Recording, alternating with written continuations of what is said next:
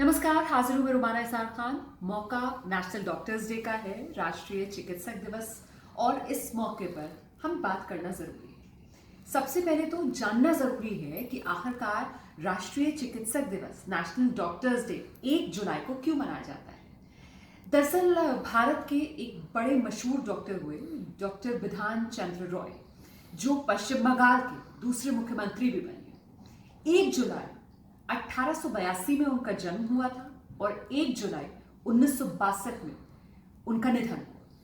1 जुलाई का दिन इसीलिए उन्हीं की याद में राष्ट्रीय चिकित्सक दिवस के तौर पर हिंदुस्तान में मनाया जाता है और इसकी शुरुआत हुई 1991 से। एक और दिलचस्प बात जानिए कि 1961 में 1961 में डॉक्टर बिधान चंद्र रॉय को भारत रत्न से सम्मानित किया गया, नवाजा गया। अब बात इस कोरोना काल संकट काल की, जब डॉक्टर्स जमीन पर सबसे बड़े मसीहा, सबसे बड़े देवदूत के तौर पर हमारे आपके सामने आए। इसीलिए महत्व बढ़ जाता है नेशनल डॉक्टर्स डे का, क्योंकि ये मौका है उन डॉक्टर्स को जिन्होंने सेल्फलेसली अपना परिवार, अपने दुख दर्द सब कुछ भुलाकर, पीछे छोड़कर इंसानियत के लिए, लोगों की सेवा के लिए कदम आगे बढ़ाया और बिना रुके, बिना थके रात दिन लगे रहे लोगों के इलाज में।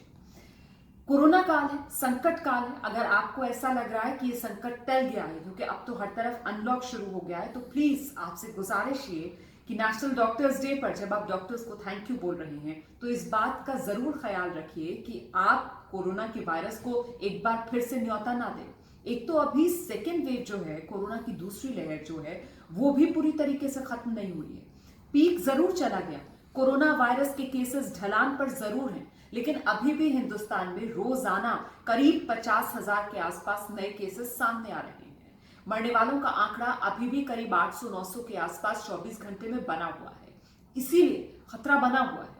ऐसे में एक तरफ जहां रिसर्चर्स की, जो डॉक्टर्स हैं उनकी, जो फार्मा कंपनीज हैं उनकी, जो सरकार है उसकी, प्रशासन है उसकी, सबकी जिम्मेदारी है कि इन हालात को काबू में रखा जाए, वहां जिम्मेदारी आपकी और हमारी भी है कि आज जब नेशनल डॉक्टर्स डे के मौके पर हम डॉक्टर्स को दिल से शुक्रिया कह रहे हैं, तो कम से कम डॉक्टर्स की परेशानी को भी समझें, उस भार, उस प्रेशर को भी समझें जो अचानक से देश की जो स्वास्थ्य ढांचा है उस पर आ गया इस कोरोना संकट की वजह से। और ऐसे में दोबारा से कोरोना की लहर